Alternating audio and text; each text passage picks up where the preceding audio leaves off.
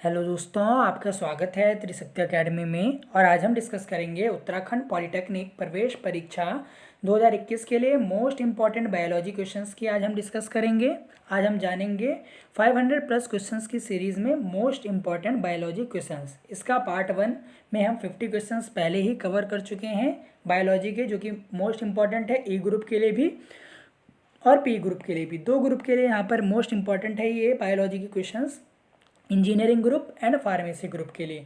देखिए, इसी से आपकी देखिए तैयारी होगी जीत की, जिससे आप एग्ज़ाम में अच्छे से अच्छे रैंक लेकर आएँ। उसका यहाँ पर हम पार्ट 2 यहाँ पर डिस्कस कर रहे हैं। और आप ऐसे ही अगर वीडियो देखना चाहते हैं तो आप हमारे चैनल सब्सक्राइब कर सकते हैं। इसी प्रकार के जो क्वेश्चन हैं वो आपको एग्ज़ाम में देखने के लिए मिलेंगे। चलिए, यहाँ पर वीडियो को स्टार्ट करने से पहले एक बार आप जितने भी स्टूडेंट्स यहाँ लाइव के दौरान जुड़े हैं उनसे रिक्वेस्ट है, प्लीज़ एक बार वीडियो को देखिए, आप शेयर कर दें फ्रेंड्स के साथ, जिससे आपके फ्रेंड्स जो भी हैं जो पॉलिटेक्निक की तैयारी कर रहे हैं वो भी यहाँ पर क्या हो, जुड़ जाएँ। चलिए आगे बढ़ते हैं। यहाँ पर name the bone cover box in the skull which protect the brain. आपको बताना है देखिए जो आपकी स्कल होती है, देखिए जो ब्रेन की, आप इसे कह सकते हैं आउटर लेयर भी कह सकते हैं, द बोन कवर बॉक्स। जो बोन कवर करती है स्कल को, खोपड़ी जो आपकी यहाँ पर होती है अबव, इसकी देखिए जो आउटर लेयर होती है इसको आप क्या बोलते हैं, क्रेनियम बोलते हैं। क्या बोलते हैं, क्रेनियम।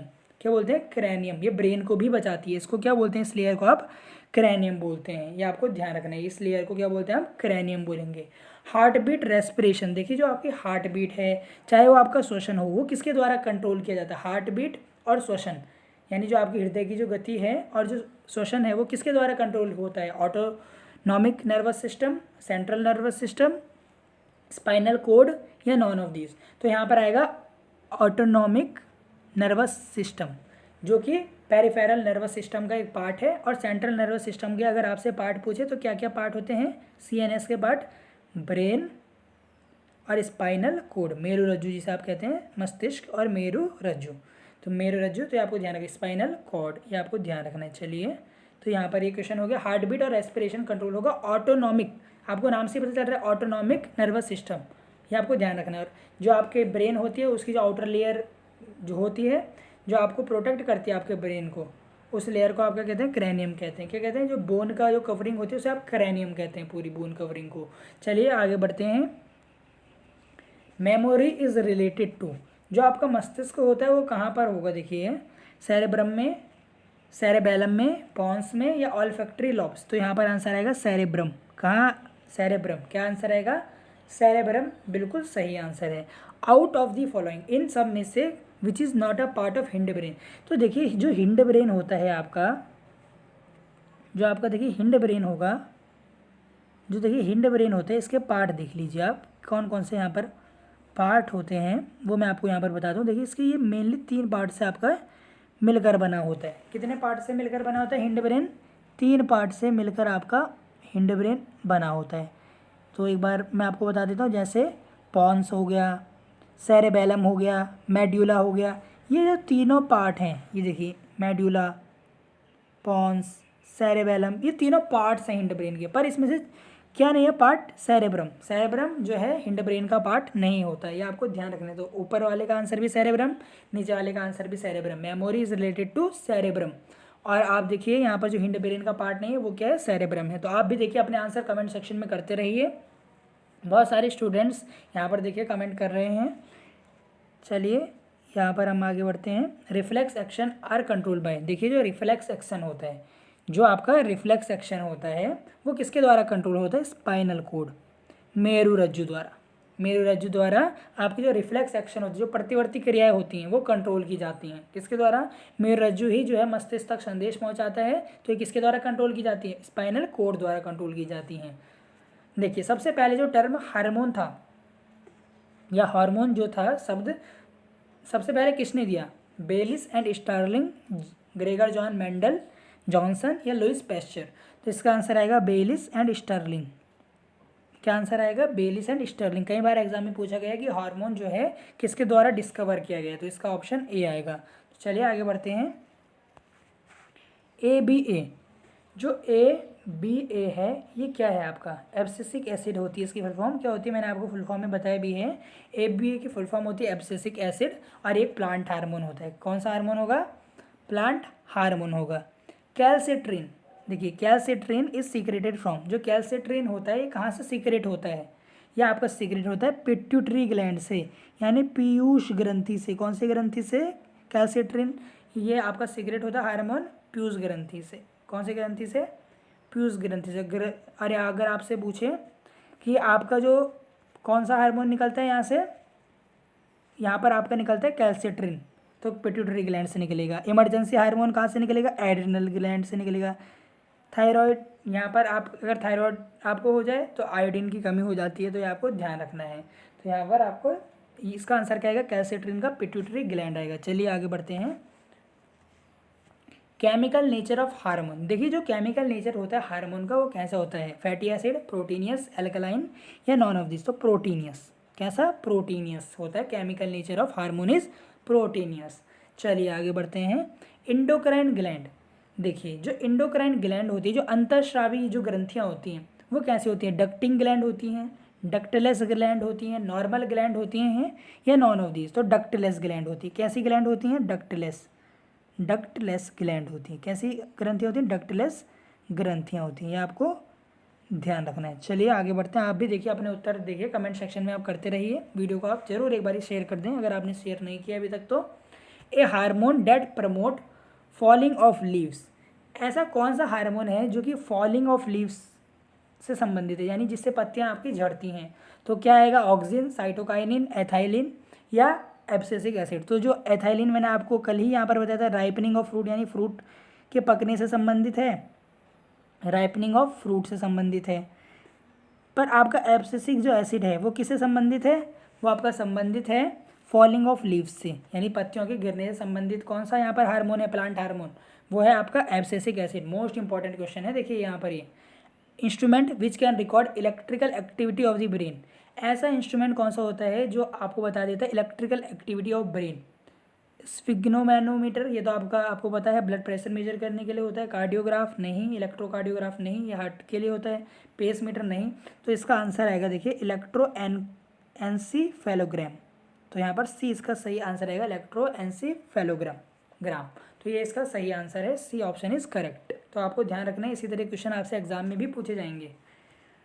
ABA की फुल फॉर्म देखिए, मैंने अभी आपको बताया था एब्सिसिक एसिड, आसान क्वेश्चन आ गया। ABA यानी एब्सिसिक एसिड। आप देखिए जल्दी से जवाब देने की कोशिश करें, क्योंकि एग्जाम में देखिए तभी हम आपको देखिए 1-2 महीने से आपको प्रैक्टिस कराने पे लगे हैं पॉलिटेक्निक के क्वेश्चन की। अब तो आप देखिए परफेक्ट यहाँ पर हो जाने चाहिए कि किस तरीके के क्वेश्चन आपको एग्जाम में आते हैं। अब आपको तो चैप्टर वाइज भी पता चल गया होगा कि हर चैप्टर से कैसे क्वेश्चन यहाँ पर आपको देखने के लिए मिल रहे हैं, चाहे मैथ हो, फिजिक्स हो, केमिस्ट्री हो, चाहे बायोलॉजी हो।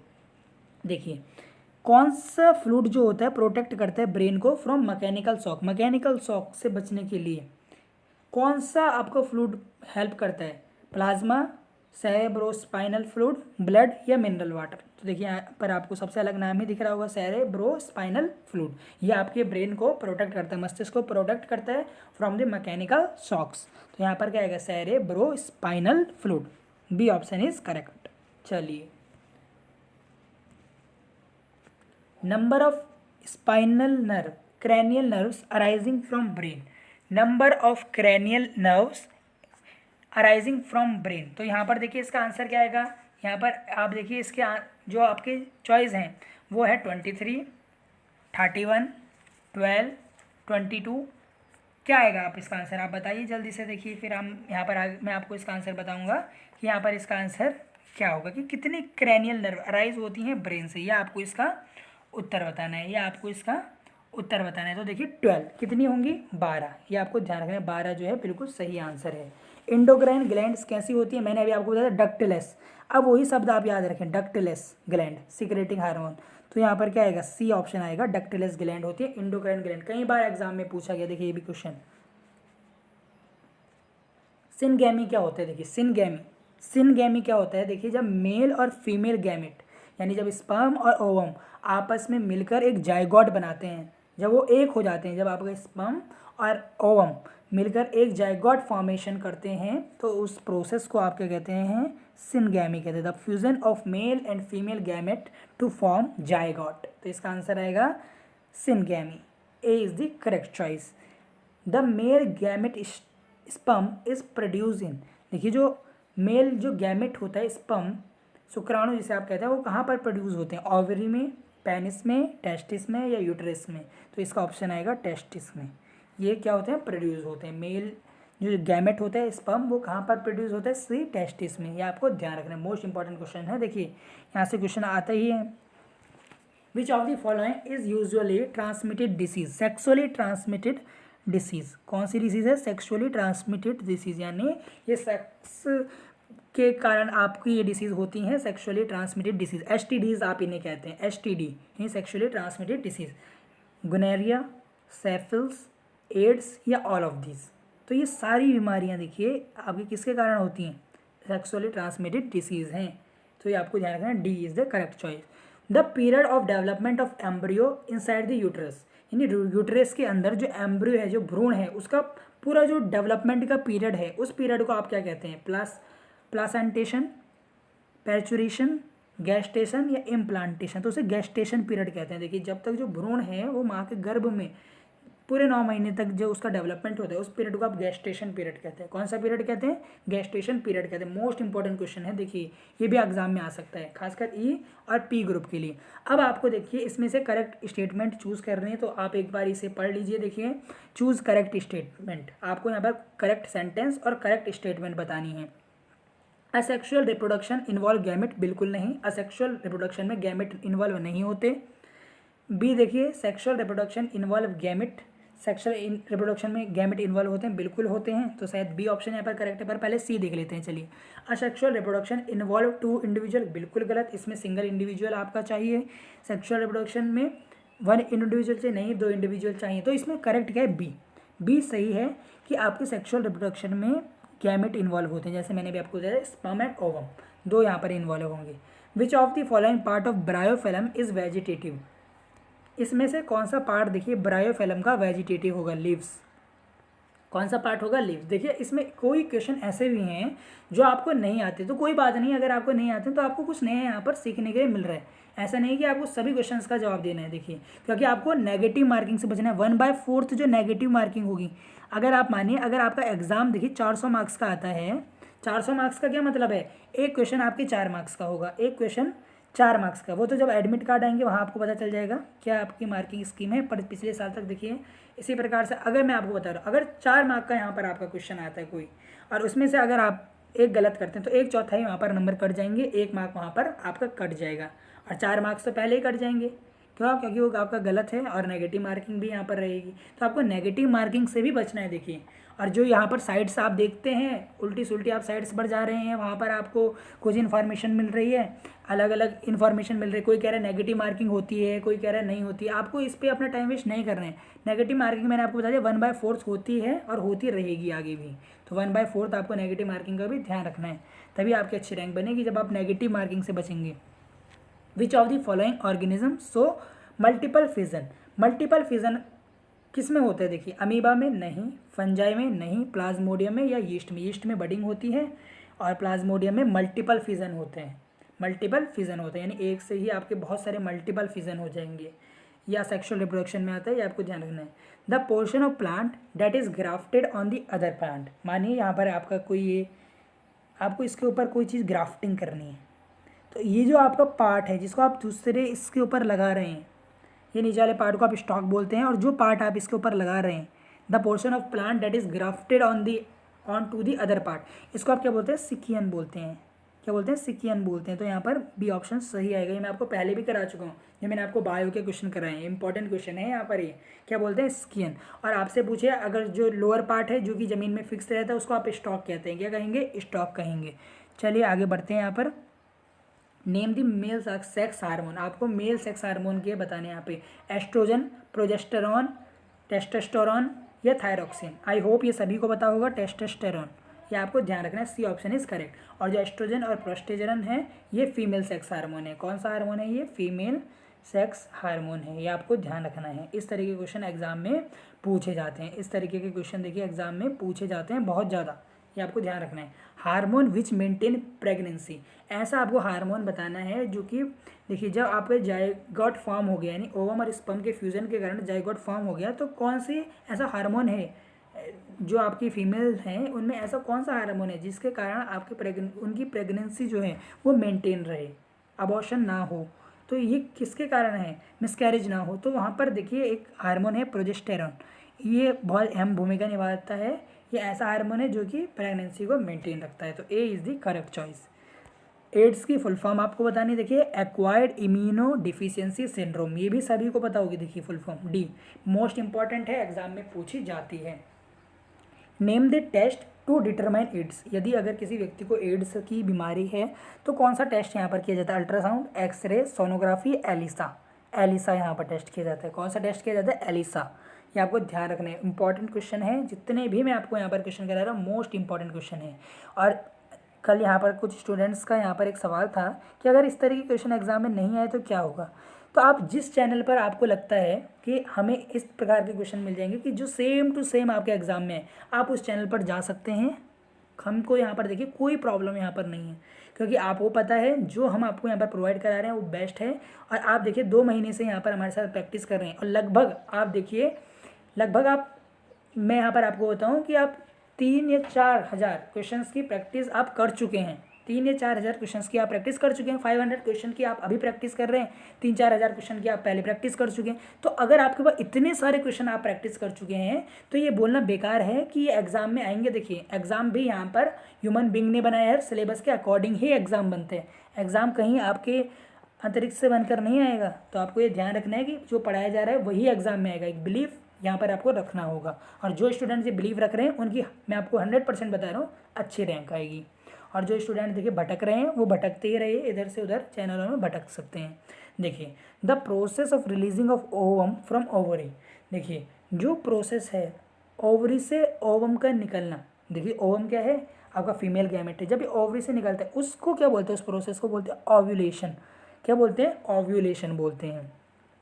क्या बोलते हैं, ओव्यूलेशन। ये आपको ध्यान रखना है।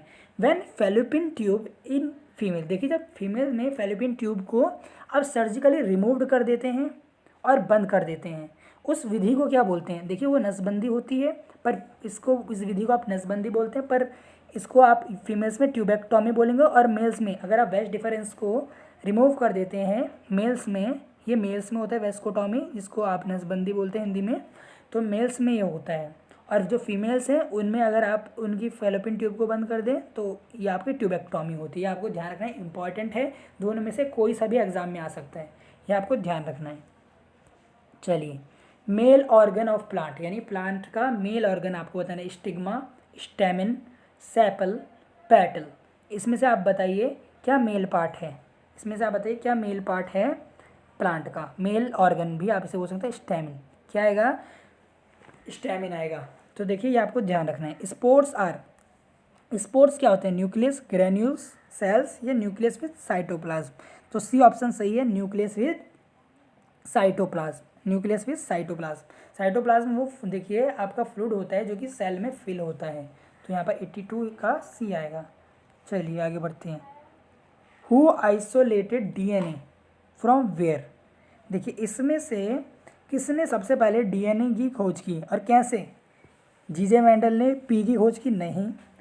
फ्रेडरिक मिस्चर ने पस सेल की खोज की थी, बिल्कुल यहाँ पर बी आएगा। फ्रेडरिक मिस्चर ने पस सेल्स में से आपके डीएनए को खोजा 1869 में, तो यहाँ पर बी ऑप्शन आएगा, बिल्कुल सही। ए स्पर्म ओवम हैज़, इसमें आपको बताना है जो एक स्पर्म और ओवम हैज़, इसके बाद इसका क्या आएगा, 46 chromosome, 23 chromosome, 23 pair of chromosome, या 46 पेयर ऑफ क्रोमोजोम। इसका आंसर आप बताइए जल्दी से, फिर मैं अभी आपको इसका आंसर बताता हूँ। तो यहाँ पर इसका आंसर आएगा, देखिए 23 क्रोमोजोम। कितने chromosome, 23 chromosome.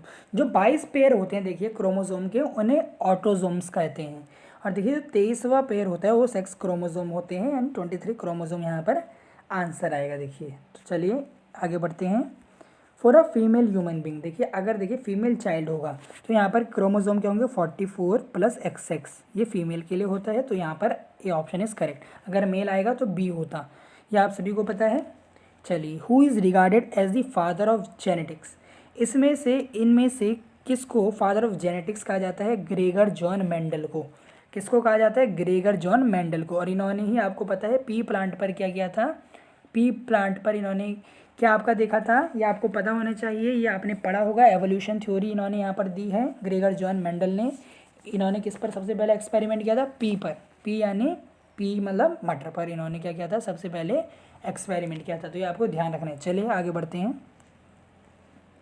Number of pair of sex chromosome in human being, यानी कितने पेयर यहाँ पर होते हैं ह्यूमन बींग में सेक्स क्रोमोजोम? या एक्स होगा या XY। कितने पेयर आपको नजर आ रहे हैं? एक फीमेल के पास एक पेयर है और मेल के पास भी एक पेयर है। तो यहाँ पर आंसर क्या आएगा? 1 आएगा। कुछ स्टूडेंट गलती से 23 ना लगा दीजिएगा, 2 ना लगा दें, 22 ना लगा दें, एक यहाँ पर आंसर आएगा। क्योंकि देखिए फीमेल में XX यानी 1 पेयर, दो जोड़ी का एक पेयर होता है।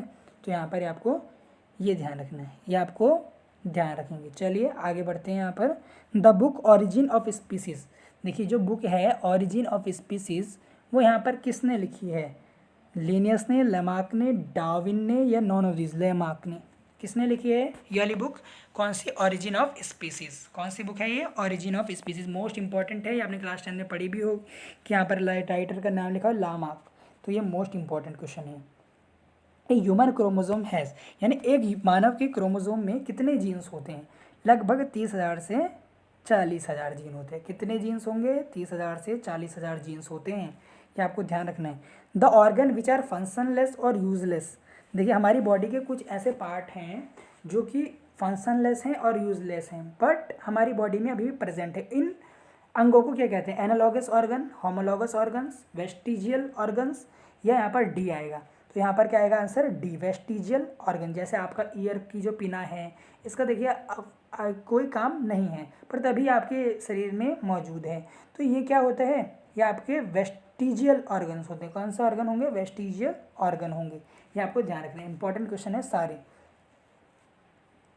Theory of natural selection was given by, theory of natural selection किन्होंने दिया था? चार्ल्स डार्विन ने। किसने दिया था? चार्ल्स डार्विन ने। ये इंपॉर्टेंट क्वेश्चन है। देखिए क्रोमोजोम किससे बने होते हैं? क्रोमोजोम आपके बने होते हैं देखिए डीएनए और प्रोटीन से, डीएनए और आरएनए से, डीएनए से सिर्फ या आरएनए से? तो डीएनए और प्रोटीन दोनों के बने होते हैं। देखिए कई स्टूडेंट डीएनए यहाँ पर लगाएंगे, नहीं, DNA and protein, chromosome in दोनों से मिलकर बनते हैं, डीएनए एंड प्रोटीन से मिलकर बनते हैं। आप भी आंसर देते रहिए, अपना स्कोर चेक करते रहिए साथ साथ। Duck billed platypus is a link between, देखिए डक बिल्ड प्लेटिपस, देखिए ये दो तरीके का बिहेवियर होता है इसका, बर्ड्स या मैमल की तरह, बर्ड्स या रेप्टाइल की तरह, रेप्टाइल या मैमल की तरह, या नॉन ऑफ दिस। तो इसका बिहेवियर होता है रेप्टाइल्स और मैमल्स की तरह, स्तनधारियाँ और सरीसृप की तरह इसका बिहेवियर होगा डक बिल्ड प्लेटिपस। रेप्टाइल्स की तरह क्यों? क्योंकि ये अंडे यहाँ पर देता है। मैमल्स की तरह ये देखिए इसके कुछ बॉडी ऑर्गन्स होते हैं, इसलिए यहाँ पर मैमल्स से भी यहाँ पर ये लिंक आता है। एन ऑर्गेनिज्म कॉल्ड, यहाँ पर देखिए क्या दिया हुआ है? Archaeopteryx has got characteristic of both. देखिए एक ऑर्गेनिज्म है जिसका नाम यहाँ पर है आर्कियोपेट्रिक्स, जिसके पास देखिए किसके दो कैरेक्टरिस्टिक हैं? इसके पास देखिए बर्ड्स की और मैमल की, दोनों की कैरेक्टरिस्टिक पाई जाती हैं, बर्ड की और मैमल की, दोनों की। बर्ड यानी पक्षियों और मैमल्स यानी स्तनधारियों, दोनों की कैरेक्टरिस्टिक पाई जाती हैं। जो ये आर्कियोपेट्रिक्स आपका एनिमल है या मैमल है, ऑर्गेनिज्म है, ये आपको ध्यान रखना है। चलिए आगे बढ़ते हैं। फादर ऑफ जूलॉजी कौन है? फादर ऑफ जूलॉजी यानी जंतु विज्ञान के पिता कौन है? अरस्तु हैं, एरिस्टोटल हैं।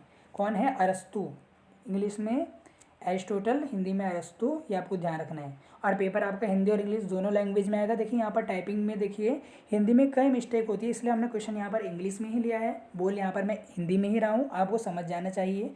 साइंस मैथमेटिक्स की देखिए कोई लैंग्वेज नहीं है, लैंग्वेज को आप बैरियर नहीं बना सकते पढ़ाई के बीच में, तो आपको बैरियर से पार पाना है, ये आपको ध्यान रखना है। चलिए father of modern taxonomy, modern taxonomy के फादर कौन है? एरिस्टोटल, लैमार्क, कार्लस लिनियस या Charles Robert Darwin?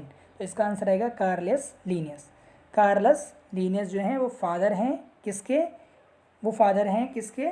Father of modern taxonomy के, कार्लस लिनियस। आपको पता होगा जैसे नाम होता है हमारा होमो सेपियंस, तो इस तरीके से इन्होंने देखिए स्पीसीज़ के नामकरण किए हैं, तो ये फादर हैं मॉडर्न टेक्सोनॉमी के, ये आपको ध्यान रखना है। चलिए अब यहाँ पर देखिए growing of some crops on same soil, देखिए सेम क्रॉप का सेम सॉइल पर कुछ सालों बाद अगर आप उगाएं तो इसको क्या बोलेंगे आप? Crop rotation. क्या बोलेंगे इसको आप? Crop rotation. या आप इसको बोलेंगे क्रॉप मोनोकल्चर, सेल्वीकल्चर, या नॉन ऑफ दिस। तो आप इसे बोलेंगे क्रॉप मोनोकल्चर। एक ही क्रॉप को कुछ समय बाद उस फील्ड पर उगाना क्रॉप मोनोकल्चर कहलाता है। कौन सा? और अगर आप अलग अलग क्रॉप यहाँ पर यूज़ करते तो क्रॉप रोटेशन होता। देखिए, the study of relationship of living organism, यानी मानव की जो जीवित जंतु हैं उनकी उनके एनवायरनमेंट के साथ, देखिए अगर आप रिलेशनशिप की स्टडी करें तो उसे आप क्या बोलेंगे? इकोलॉजी, साइकोलॉजी, जूलॉजी, या यहाँ पर नॉन ऑफ दिस। तो इकोलॉजी बोलते हैं। क्या बोलते हैं? इकोलॉजी बोलते हैं। ये आपको ध्यान रखना है, इंपॉर्टेंट क्वेश्चन है सारे। अपने स्कोर भी आप चेक करते रहिए साथ साथ। आपको कैट का साइंटिफिक नेम बताना है। देखिए, फेलिस डोमेस्टिका, कैनिस फैमिलियरिस, मुस्का डोमेस्टिका, या पिजम सैटिवम। तो यहाँ पर क्या आएगा? देखिए इसका आंसर आपको पता है, जो पिजम सैटिवम है वो पी का नाम है यानी मटर का। तो यहाँ पर आएगा फेलिस डोमेस्टिका, जो होता है वो कैट का नाम होता है, Felis domestica. Study of cell को क्या बोलते हैं? स्टडी ऑफ सेल को आप क्या बोलते हैं? साइटोलॉजी। क्या बोलते हैं? साइटोलॉजी। फलों की स्टडी को आप पामोलॉजी बोलते हैं, पामोलॉजी। फलों की स्टडी को, छिपकलियों की स्टडी को आप क्या बोलते हैं? सोरोलॉजी बोलते हैं। और कवक की स्टडी को आप फाइकोलॉजी बोलते हैं, एल्गी। एल्गी की स्टडी को आप फाइकोलॉजी बोलते हैं। कवक की स्टडी को आप माइकोलॉजी बोलते हैं। इस तरीके से स्टडी होती है बायोलॉजी में अलग अलग। तो यहाँ पर आपसे सेल की ही पूछी जाती है ज़्यादातर, तो साइटोलॉजी इसका आंसर होगा। बाकी मैंने आपको यहाँ पर बता दिए हैं। तो यहाँ पर भी आपके 100 क्वेश्चन कंप्लीट हो गए हैं। 100 क्वेश्चन देखिए कंप्लीट हो चुके हैं। 100 क्वेश्चंस कंप्लीट हो गए हैं बायो की भी। देखिए, जो हम आपसे कमिटमेंट करते हैं सभी कमिटमेंट देखिए हम यहाँ पर पूरी करते हैं। सभी कमिटमेंट देखिए हम यहाँ पर पूरी करते हैं। मैं आपको बताऊँ, इसी तरीके से आप स्टूडेंट्स इसी प्रकार से आप बने रहिए। मैं यहाँ पर देखिए कुछ स्टूडेंट्स के यहाँ पर नाम लूँगा जो देखिए रेगुलर यहाँ पर प्रैक्टिस में रहते हैं। उसमें देखिए एक स्टूडेंट है शुभम, वो देखिए काफ़ी यहाँ पर एक्टिव है, हमेशा क्वेश्चंस के आंसर देने की कोशिश करता है। तो देखिए आप सभी को इसी प्रकार से देखिए, आपको देखिए ज़्यादा से ज़्यादा इसी प्रकार से वीडियो देखनी है, वीडियोस के कंटेंट को समझना है, इसी प्रकार के क्वेश्चंस की प्रैक्टिस करनी है, और आपको देखिए एग्ज़ाम में भी अच्छे रैंक लेकर आनी है। तो इसी तरीके से आप अच्छे से पढ़ते रहिए। देखिए आप इसी तरीके जॉब देते रहिए। और अगर आपको देखिए कोई भी क्वेरी तो आप कमेंट करें। 100+ क्वेश्चन हमने यहाँ पर बायो के किए, 100+ हमने केमिस्ट्री के कर लिए, 100+ हमने फिजिक्स के कर लिए। अब करेंगे 100+ मैथमेटिक्स के, मैथ के 100+ क्वेश्चन करेंगे। उसके बाद हम एक प्रीवियस ईयर सॉल्व करेंगे। और आपको बता दूं मैं कि अगस्त के एग्ज़ाम से रिलेटेड भी आपको थोड़ी इन्फॉर्मेशन दे दूँ। अगस्त के फर्स्ट या सेकेंड वीक में एग्ज़ाम होना प्रस्तावित हैं। एग्ज़ाम होना प्रस्तावित हैं आपके फर्स्ट या सेकेंड वीक में। तो ये देखिए ये UBTR में प्रस्तावित हैं कि एग्ज़ाम आपके देखिए होने वाले हैं, बहुत जल्दी एग्ज़ाम आपके होकर रहेंगे। तो आपको देखिए पढ़ाई अब लग जाना है पढ़ाई में, क्योंकि अब आपके पास देखिए 1 महीना भी नहीं रह गया। एडमिट कार्ड आते ही आपके 10-5 दिन बाद क्या हो जाएंगे? एग्ज़ाम हो जाएंगे 10-12 दिन बाद। तो अगस्त के फर्स्ट या सेकेंड वीक में देखिए प्रस्तावित हैं। कभी भी नोटिस आ सकता है, कभी भी एडमिट कार्ड आ जाएंगे, उसमें सारी डेट पता चल जाएंगी आपको। तो आपको देखिए एग्ज़ाम के लिए तैयार रहना है। देखिए एग्ज़ाम के लिए आप सभी स्टूडेंट्स देखिए तैयार रहिए। कभी भी एग्ज़ाम आपके हो जाएंगे। आपको एग्ज़ाम में आपको देखिए अगस्त के फर्स्ट या सेकेंड वीक में होंगे। तो आपको तैयार रहना है। सारी वीडियोस को इसी तरीके से देखना है, वीडियो को ज़्यादा शेयर करना है। और आप हमें त्रिशक्ति करें फेसबुक, इंस्टाग्राम और टेलीग्राम पर लाइक करें। और जब भी कोई एडमिट कार्ड से रिलेटेड कोई इन्फॉर्मेशन होगी हम आपको दे देंगे। इंपॉर्टेंट इन्फॉर्मेशन के लिए आप हमारे चैनल से जुड़े रहिए। बहुत बहुत धन्यवाद।